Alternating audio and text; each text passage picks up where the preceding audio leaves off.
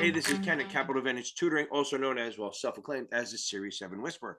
Today, I'm not talking about the 7 or the 63, I'm talking about the Series 24. And I did the trading markets video for the 57 and the 24.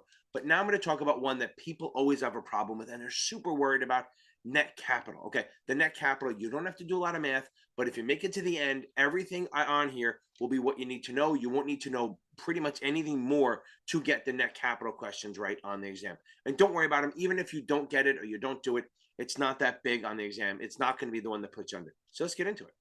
So first of all, what is net capital? So think of net capital as like the net worth of the broker dealer. They're not going to ask you what's in it. They just want to know, and what does your net capital have to be? What's the difference between the aggregate indebtedness, like what we owe, and net cap? But I'm going to go into it a little bit just so you understand what it is. So again, I want you to think of net capital as the net worth of the firm. You're going to have all the money they have, and then you take out haircuts and all that, which we'll get into. But again, you won't have to do any of this math. I'm not really going to do it for you. I'm just going to explain some of the stuff so you understand the wording. But you will never have to calculate net worth, net capital at all, unless you're doing maybe the 27. So there's a couple terms we're going to have to talk about. One, obviously, net capital. That's like the net worth, or what the firm has to run its business. That's net capital. And depending on what kind of firm you are, they have different requirements. And then they have other rules that you have to follow, like how much you can have of AI, aggregate indebtedness. So aggregate indebtedness is the unsecured liabilities. So if something is backed by an asset, it's not part of this. So they're going to compare two ways. You're going to look at your broker dealer to see if you're actually okay and can stay in business. One, they look at how much net cap you have, depending on what you do, which we'll get into. And then they look at how much AI, aggregate indebtedness, you have versus how much your net cap is. And if it's too high, if it's like 8 to 1, 10 to 1, 12 to 1, there's things that happen. If your AI is 10 times or 12 times or 15 times your net capital, then you may have to do some warning and or even shut down. But again, don't sweat it too much. Let's get into it a little deeper. Okay, again, so what they're going to do is they're going to calculate the aggregate indebtedness, which is literally what you owe that's not secured, versus net cap, which is really your net worth. Now, we'll talk about how they adjust net cap later. Let's talk about it now.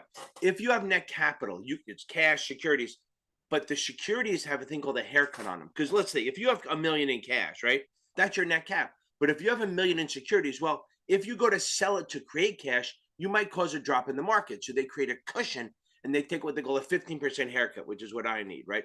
So a haircut is when you reduce the position by an amount. So if you have $1 million worth of securities, they're only going to count 15% less of that. So they're only going to count 850 for your net cap. So if you need $1 million, you're going to need something north of $1 million. So when they take the haircut, it's down to $1 million. So again, a haircut is just reducing the value of the net cap for securities. Cash is good. Cash is 100%. But securities are normally around 85% of what you have. And if you have, again, you won't have to do this, but if there's undue concentration, which means you own a lot of one stock, or it's a big part of your net cap, they're gonna take even bigger haircuts. If it's not liquid, even a bigger haircut. And again, you just have to understand the concept of that. Normally it's 15%, but if there's gonna be some issue with it not being liquid, or you own too much of it, they're gonna start taking a bigger haircut on it because it's not as liquid. And when you sell it, it might, I can't even think of the word, it might move the stock even more. Okay, enough of that. Now, in your first year of business as a broker dealer, your AI to NC cannot go over 8 to 1. If it goes to 8 to 1, you let the SEC know, shut down, close the door, figure something out. So again, you hit 8 to 1, you notify SEC and FINRA, you shut the doors. Now, after the first year, you're allowed a little bit more aggregate indebtedness. And remember, this is like how much debt you have over your net cap. So understand what this means. So if you're a first year business and you have $1 million in net cap and your AI is 8 million, that's 8 to 1, not good. We're going to be shutting down. After the first year business, you get a little bit more of a cushion. You can get up to 10 to 1, 12 to 1, and 15 to 1. So again, this is like, they say if your AI is 1,000% of your net cap, which is 10 to 1 or 1,200% or 1,500%. But we're just going to go with 10 to 1. This is the normal way of doing it. There's an alternative also, which you have to meet both of these really. Okay, so let's get into this. So now, after the first year of business, if your net cap is 10 to 1, your AI over net cap is 10 to 1, you have to notify FINRA within 24 hours and you have to stop expanding your business. Okay. Usually after like 15 days or so, but again, they're not getting into it. So eventually, if you don't get back under that within the 15 days, you have 15 business days, right? You have to start, you can't expand your business anymore. No more expanding business lines, stuff like that. Okay, fine. Now, if you get up to 12 to 1, you have to notify FINRA again within 24 hours, and then you have to start shutting down business lines. So as you get closer to the 15, you get over 12 after the 15 days. Again, I don't think they're ever testing you on the 15 days. So if I forget about it, let it go. As you get closer and closer to 15, you have to shut down more and more lines of business. Not just stop growing, shut them down. Shutting down lines of business. You have to do that. And then what happens is, and that's 24 hours, and then you're going to notify the SEC at some point too. So once you hit the 12 to 1, you're going to notify FINRA within 24 hours and then notify promptly the SEC. Okay. Now, if you hit 15 to 1, you have to notify FINRA and the SEC same day, and you're done. That's it. You can't be over that. Now, there are ways to get out of that, but the point is, you can't, once you hit that 15 to 1, you're in trouble. You got to let SEC and FINRA know same day, not 24 hours, same day. Again, don't go crazy on this shit. It's not that big. Now let's get into the alternative method, okay? The alternative method is the numbers that you read about, the 5, the 50, the 250, but let's get into that now. And remember, if you think it's more than this, you're going to waste your time and you're going to be pissed when you take the test and go, my God, I got like 2 questions on it. It was the easiest part of the exam. So let this shit go. Okay, so here we go. This is the alternative method. And what they do is they determine your net capital requirements based on what you're doing as a business, okay? So they base it on your business line, what you're doing. So remember one thing. So whatever number I give you, that's the minimum. But when you get within 120% of that number, you're going to have to report to FINRA. That's early warning. I think of it like a warning track in baseball. You're getting awfully close to, you get in the sand pit, you're about to hit the wall, you get this way, you get a little warning. And that's what they're doing, okay? So depending on what kind of business line you're doing, that's how they decide what your net cap is, and the SEC decides. So let's get going. So if you're what they call an introducing broker-dealer, an introducing broker-dealer doesn't actually have the accounts. What they do is they actually open the account at a clearing broker-dealer or a carrying broker-dealer, one of the bigger firms, and that's how you do give-up relationships. But I'm an introducing broker-dealer. Say most of the firms I worked at after Bank of America and Credit Suisse and all that, and Alex Brown, we're introducing broker-dealers. They're small. We brought in clients, but we opened them at a bigger firm, okay? So here's where it goes. You are my client. I'm going to give you the documents for the clearing firm. You're going to open the account there, but I'm going to run the account. All the clearing and stuff goes through the bigger firm, but you talk to me. I'm your point man, and then it all gets cleared through the bigger firm. So there's no real monetary risk here because it's not me going out of business that's a problem. It's the bigger firm. Now, if you open the account and every dime always goes right to the bigger firm, not me, and I never, ever, ever touch money, my minimum net cap is only $5,000 plus 120%. So it's called a nickel BD. We only have to put down $5,000. There's quite a lot of them because they just open the account at the bigger firm. All they do is place the orders. They never see the money, and they actually just get a rebate of the commissions from the bigger firm. So even then, so think about it, the customer pays the commissions to the bigger firm, and then you get a piece of it. This way the firm doesn't have to come up with all that, the back office and all that stuff. So the next level up is an introducing broker-dealer that actually sometimes gets the money for prompt forwarding to the broker-dealer. They'll get it, maybe they'll wire it up to the bigger firm. They get a check, they send it to the bigger firm. If they have a capacity to accept the money and then return and then send it to the bigger firm, the clearing firm, then there is some risk. So their minimum net cap is $50,000. Again, not that big a deal. And it can be in cash, securities, all that stuff. So then their minimum net cap is $50,000. If they touch money, if they never touch money, it's only $5,000. Now, there's another type called a limited broker-dealer. So a limited broker-dealer really only sells like insurance products, like certain type, like annuities, mutual funds, investment companies, stuff like that, managed stuff. So it's not like you're doing trades for them. You're just putting them in there. Now, look at that. That NO looks like a no. It's a number. I'm going to leave it anyway. Why not? So if basically all they do is sign up the accounts and then the accounts are opened at the mutual fund or the annuity, and the actual broker-dealer never touches the money, it's a nickel. It's $5,000 minimum net cap. If they get what they call wire orders, where I open it up with, say I work with Fidelity, you send me the money, I wire it and then I wire it to Fidelity. Again, that's going to be 25 grand. That means I'm touching the money, so they have to up the net cap. Again, it's based on what you're doing, what your level of business is. They decide the risk, and that's where the net cap is. So again, a limited broker dealer, 5,000 if they never touch the money, 25 grand if they take wire orders from the customers to be sent to the bigger firm. Now, one other thing, I don't know if you know about this. I always like to bring this up. If you are working for a limited broker dealer, that no IPO for you rule doesn't apply. Most people who work for broker dealer, they're restricted people. They can't buy on common stock IPOs, which is really just the word IPO. But limited broker dealers are allowed to. It's an aside, just throwing it out there because I see it, because I just have to spit out knowledge when I see it. Okay. Now, if you're a market maker, remember, market makers we talked about on my other video. They're broker dealers that make markets and stocks. They bid, they offer, they use their own inventory. So they have an even bigger net cap. It is between 100K and $1 million. So between 100,000 and $1 million. And it also is depending on how many stocks you do, how many stocks you're making a market in. So it's never less than 100 grand and never going to be more than $1 million. So what they do is they base it on the stocks. So if you make it a market and make it a market, if you make a market in a stock that's $5 or less, it's $1,000 per stock.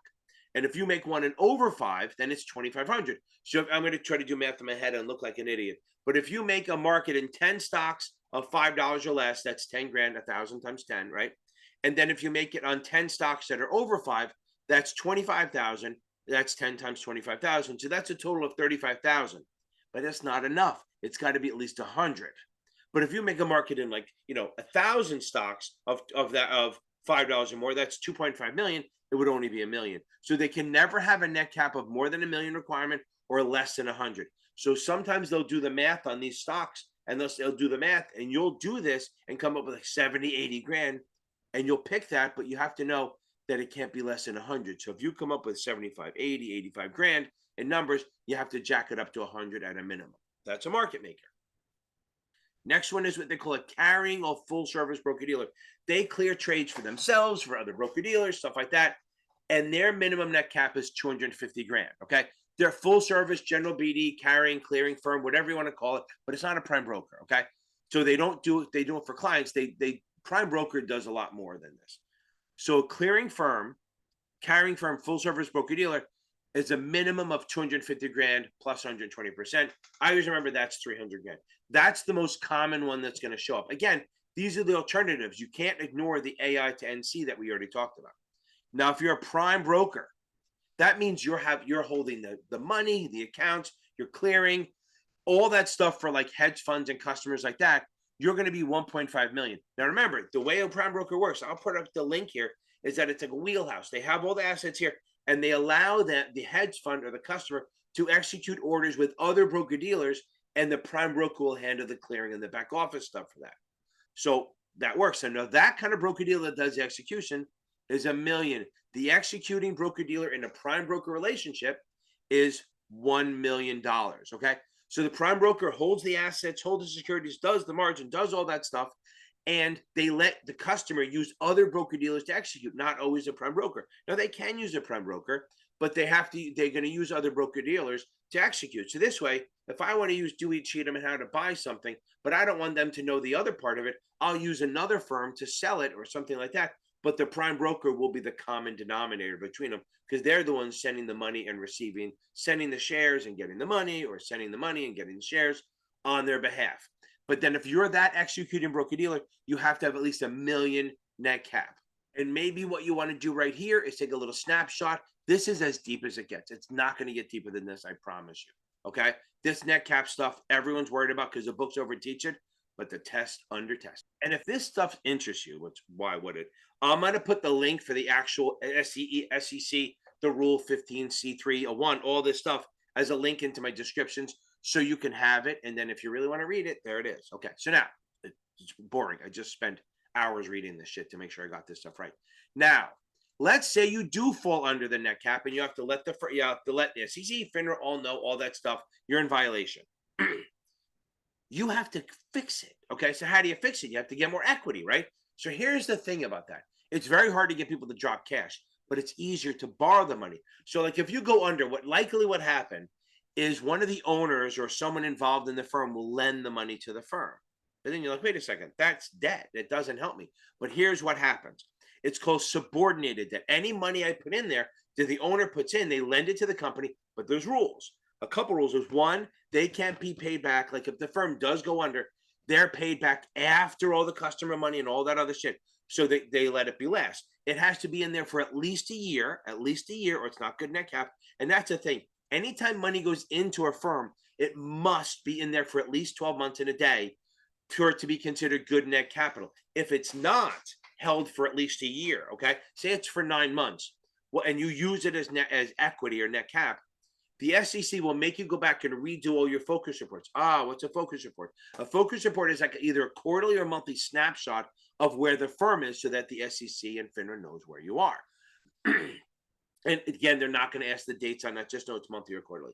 And what they'll do is they go, oh, the money came out after 10 months. You knew that was going to happen. That's what the SEC says. So you have to go back and restate all your focus reports for the past year. And now they're late, which is a problem. So the money has to stay in for a year. We had that problem when I was at a prop firm. People put money in the firm and they want it after 10 months. And we're like, you got to wait too. And there's no exceptions. We felt so bad for people that no matter what, we cannot do it in under 12 months. So it had us, and they signed everything they knew. And then, 8 months later, they want their money. And you go, you knew that it wasn't going to be less than 12 months. Okay. Moving on. Okay. Now, back to this. So the firm, an owner or somebody who has money can put money in as a loan called subordinated loan or subordinated debt. It's called subordinated because it's the last one. It counts as equity because it's the last thing paid. It's paid after all other creditors are paid. And you can't have to be in there for a year. It has to be in at least a year. And it cannot be paid back if it's going to put the firm back into early warning. So there's a lot of rules on it. Now, that's the regular one. You can take out as many of them as you want, but we'll get to that. The other one is called the temporary subordinated loan, which is not the same thing. It is sort of the same thing, but it's not the same thing, okay?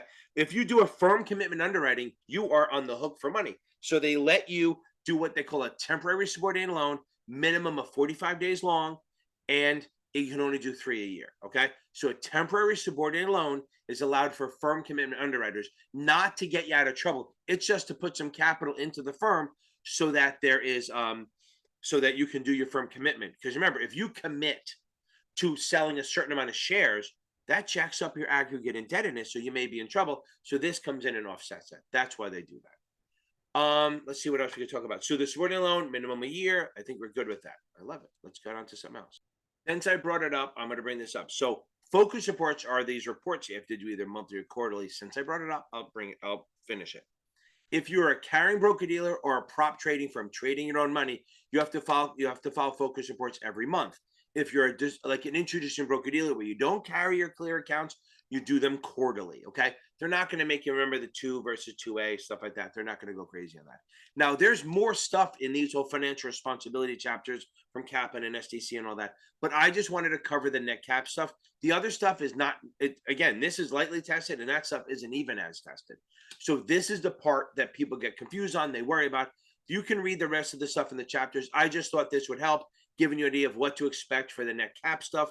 And again, that might be the easiest part of the chapter of the 24. Because the 24 is a bastard of a test, but this is easy. You like the wrinkles? So straighten them out. You'd think a fat guy would straighten the shirt out and it wouldn't get there, but whatever. Listen, everyone, have a great night. Don't forget my Tuesday and Thursday nights. Come and ask questions every Tuesday and Thursday night on YouTube, 8:30 p.m. Be there.